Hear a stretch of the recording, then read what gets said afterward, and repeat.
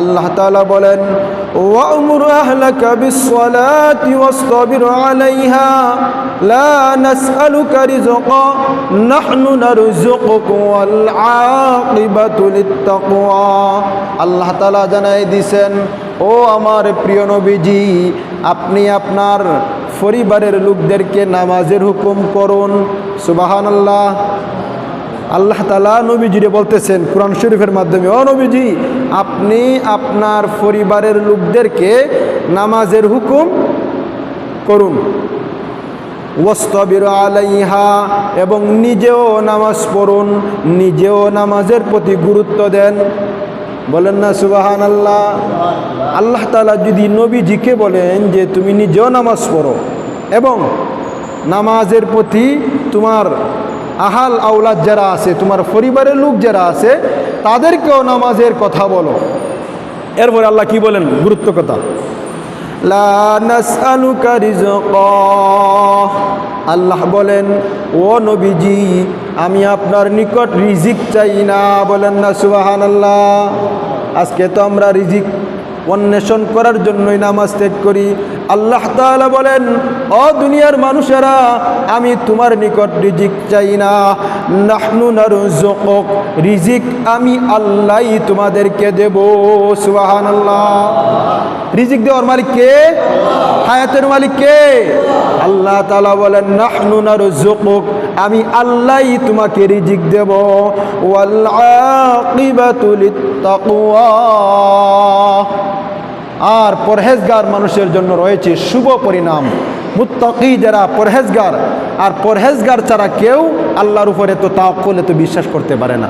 আজকে আমরা পরহেজগার নাই বিদায় আমরা রুজির তামাশায় লাগিয়া, ইনকামের দান্দায় লাগিয়া আল্লাহর বিধিবিধানগুলোকে আমরা বুড়ি আঙ্গুল দেখাই।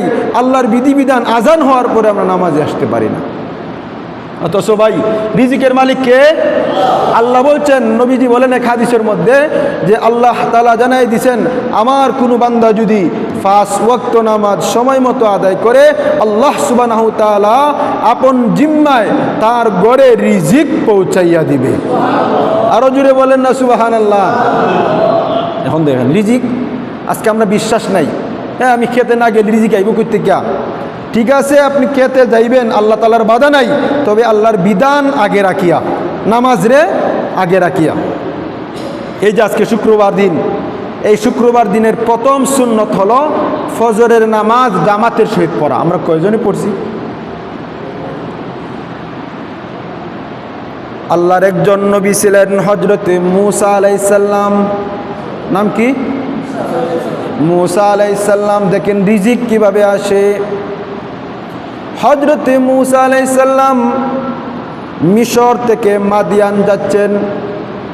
মিশর থেকে মাদিয়ান যাওয়ার পথে মরুভূমিতে যাওয়ার পরে হযরতে মূসা আলাইহিস সালামের স্ত্রীর প্রসব বেদনা শুরু হয়ে গেছে।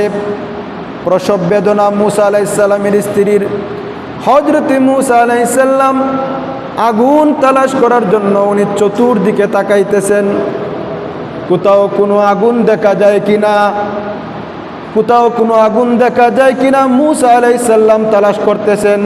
কে তালাশ করতেছেন? মূসা আলাইহিস সালাম তালাশ করেন আগুন কোথাও দেখা যায় কিনা। উনি পাহাড়ের চূড়ায় উঠলেন আগুন তালাশ করার জন্য, স্ত্রীকে একটা উপত্যকার মধ্যে রাখিয়া। ওই পাহাড়ের চূড়ায় যাওয়ার পরে আল্লাহ সুবহানাহু তাআলা হযরতে মূসা আলাইহিস সালামকে ওই জায়গাতেই নবুয়ত দিয়া দিলেন। আরো জোরে বলেন না সুবহানাল্লাহ। হযরতে মূসা আলাইহিস সালাম আগুন আনার জন্য যাইয়া নবুয়ত প্রাপ্তি হইলেন, কিন্তু মূসা আলাইহিস সালামের মনে মনে একটা টেনশন, একটা চিন্তা, আমি আমার স্ত্রীকে রাইখে আসছি, প্রসব বেদনার উপরে আগুনের প্রয়োজন, আরো অন্যান্য জিনিসের প্রয়োজন আছে না নাই? চিন্তা ভিতরে আছে না নাই? আর নবুয়তটা দিছে কেডায়?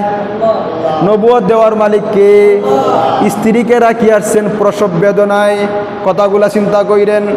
স্ত্রীকে রাখি আসলেন প্রসব বেদনায় আগুন আনার জন্য যাইয়া মহান আল্লাহ ওনাকে নবুয়ত দিয়া দিলেন। চিল্লায় বলেন না সুবহানাল্লাহ।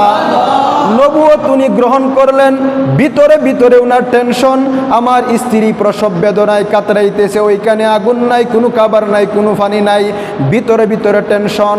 দুনিয়ার কোনো মানুষও যদি আপনার আমার টেনশনের কথা না জানে, জানেন কে? হযরতে মূসা আলাইহিস সালামের ভিতরের কথা আল্লাহ জানেন কি জানেন না? হযরতে মূসা আলাইহিস সালামকে আল্লাহ বললেন, ও নবী মূসা, তোমার হাতের সাইডে দেখো, ডান পাশে দেখো একটা পাথর আছে। কিদা আছে? এই পাথরটাকে তোমার হাতের লাঠি দ্বারা আঘাত করো। হযরতে মূসা আলাইহিস সালাম পাথরের মধ্যে আঘাত করলেন, পাথরটা ফাটিয়া আরেকটা পাথর বাহির হইল। আল্লাহ সুবহানাহু ওয়া তাআলা আবার ইশারা করলেন, দ্বিতীয় পাথরটাকে আবার বাড়ি দাও। হযরতে মূসা আলাইহিস সালাম দ্বিতীয় পাথরটাকে আবার বাড়ি দিলেন। দ্বিতীয় পাথরটাকে বাড়ি দেওয়ার পরে দ্বিতীয় পাথরের ভিতর থেকে তৃতীয় পাথর বাহির হইছে। সুবহানাল্লাহ। আল্লাহ সুবহানাহু ওয়া তাআলা আবার অর্ডার করলেন, ও নবী মূসা, আপনি আবার বাড়ি দাও। নবী মূসা তৃতীয় পাথরের মধ্যে বাড়ি দিলেন।